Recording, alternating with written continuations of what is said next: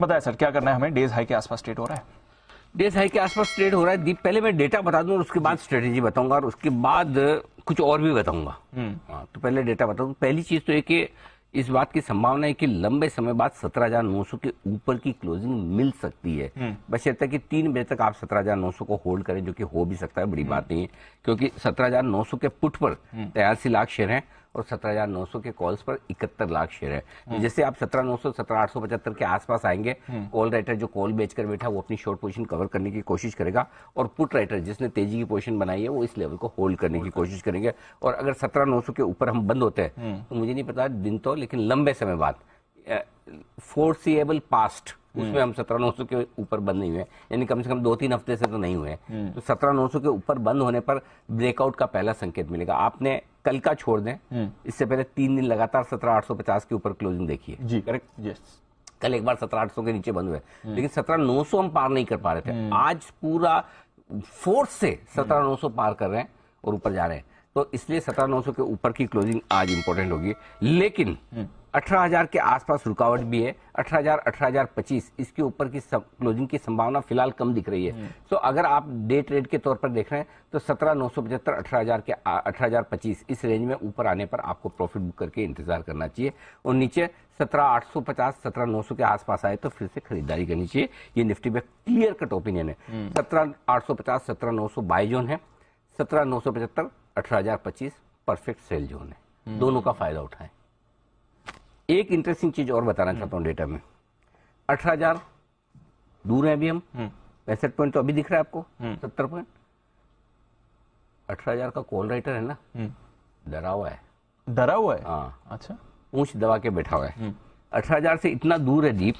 उससे पहले 18,000 के कॉल राइटर में कॉल्स में 25 लाख शेयर कम हो गए, कम हो गए, मतलब तैयार हो रहे हैं लोग। इसका मतलब ये क्या कोई न कोई तो ये कॉल राइटर मान के बैठा है कि इस बार भैया गया 18,000 निकल जाएगा। तो मतलब कॉल राइटर दुखी तो हो गया है, शॉर्ट काटना शुरू कर दिए। तो जो 1 करोड़ से ज्यादा शेयरों का ओपन इंटरेस्ट था 18,000 के कॉल पे, अब 78 लाख शेयर रह गए। तो 18,000 के आसपास हल्की फुल्की रुकावट जरूर है, लेकिन कॉल राइटर पहली बार बैकफुट पे जाता हुआ दिख रहा है, यानी कि थोड़ी मंदी करने वालों को पहली बार डर लग रहा है। जिस हिसाब से आज 17,900 के ऊपर निकले, ठीक है, नहीं तो हो क्या रहा था, 2 बार हम पहुंचे 17,900 बजट के दिन भी और 3 दिन पहले भी। टच करते हैं आ जाते हैं, टच कर बजट के दिन भी ज्यादा देर कहाँ रुके। 17,972 का हाई बनाया आपने, ठीक है नहीं, 17,912 का हाई अपने 3 दिन पहले बनाया, ठीक है नहीं।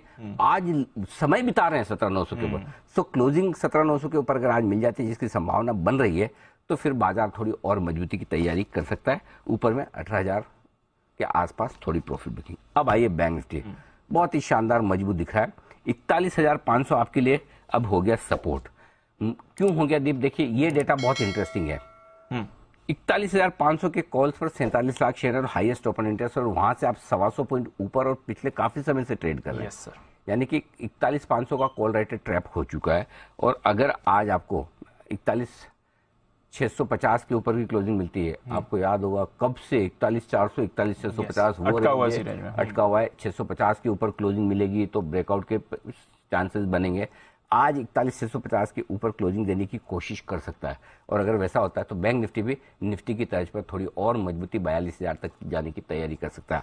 आज के लिए जो ऊपर के लेवल निफ्टी बैंक निफ्टी के लिए ऊपर के अब जो इंपॉर्टेंट है 41,675 725 और 790 होता है, उसको 775 मान लीजिए। 3 लेवल ऊपर के और बनते हैं। सो अगर बैंक निफ्टी में भी 41,500 के आसपास आए, फिर से खरीदारी कीजिए। 41,375 पर और ऐड कीजिए। आज जो अगर सुबह आपने खरीदा है तो नेचुरली आपके लगभग सारे टारगेट हासिल हो ही चुके होंगे, हो ही चुके हैं। इनफैक्ट अगर आपने प्रॉफिट बुक कर लिया तो ठीक है, नहीं बुक किया है तो आप ट्रेल करके अपने होल्ड कर भी सकते हो। पटेल साहब नमस्कार, पूछिए सर, क्या जानना है आपको?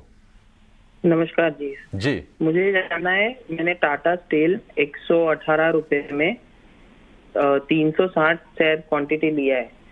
ठीक है, 118 रुपए के भाव पर 360 है शेयरों की संख्या, 108 रुपए के भाव पर है। 10 रुपए नीचे आपके भाव से, एग्जैक्ट 10 रुपए नीचे है। विवेक, आपसे राय जानना चाहेंगे। देखिए टाटा स्टील में दिक्कत यह है कि जो यूके की जो स्टील यूनिट है वो कहीं ना कहीं मुसीबत का कारण बनी हुई है। यूरोप में ग्रोथ भी सुस्त है, कहीं ना कहीं एनर्जी को लेकर दिक्कतें थी, और मैनेजमेंट ये कह भी रहा है कि उसको लेकर जल्द ही कोई ना कोई डिसीजन लिया जाएगा। हालांकि अगर ग्रोथ प्लान्स की बात करें तो मैनेजमेंट इस चीज़ को भी लेके कमिटेड है कि कोई डेट नहीं लेंगे। आपको भविष्य कैसा दिख रहा है टाटा स्टील का, और क्या पटेल साहब को थोड़ा सा अभी और समय देना चाहिए कंपनी को?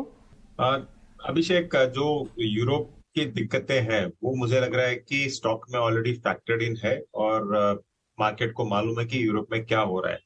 और आगे चल के अब ये एक्सपेक्टेशन है कि मतलब इस साल अक्टूबर या नवंबर से हो सकता है कि यूएस में ग्रोथ दिखने को मिले, और वैसा ही एक फॉलो अप रिकवरी आए यूरोप में भी। तो जब भी वहां एक रिकवरी आती है, क्योंकि ये न्यूज पूरा फैक्टर्ड इन है स्टॉक में, तो स्टॉक यहाँ से ठीक ठाक कर सकता है। वैल्यूएशन वाइज भी आप अगर देखो तो जो इसका मैनेजमेंट एफिशिएंसी है बहुत बढ़िया है। मैनेजमेंट बहुत क्लियर है कि डेट लेना नहीं है, उल्टा डेट फ्री होना है आगे चल के। तो डेट फ्री उनका टारगेट वो जो उन्होंने बोला वो भूल जाओ। मुझे लगता है कि ये 3 से लेके 4 साल में ये लोग डेट फ्री होने के कगार पे भी रहेंगे। तो वैल्यूएशन भी ठीक है, मेटल सेक्टर अच्छा करेगा जैसे ही वर्ल्ड रिकवर होता है, और डेट अगर ये लोग कम भी करते हैं तो ये भी एक पॉजिटिव रहेगा। तो स्टॉक करीबन 120 से 125 तक जा सकता है, ये मुझे लग रहा है। वो फेयर वैल्यूएशन रहेगा, तो उस रेंज में जाता है तो वहां पे आप प्रॉफिट बुक करो। 108 में तो ये अंडर वैल्यूड लग रहा है मुझे।